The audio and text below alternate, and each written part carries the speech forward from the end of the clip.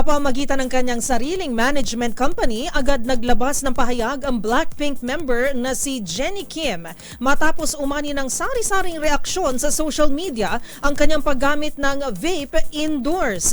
Aminado at nagsisisi naman ang K-pop star sa nagawang pagkakamali. Ang iba pang detalye tutukan sa Showbiz Report na ito.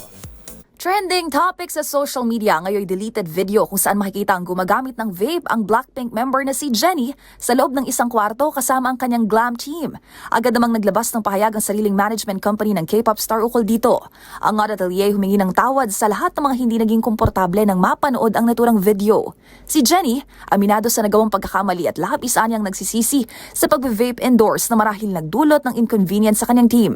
Personal na rin daw nagsorry ang solo hitmaker sa staff on-site.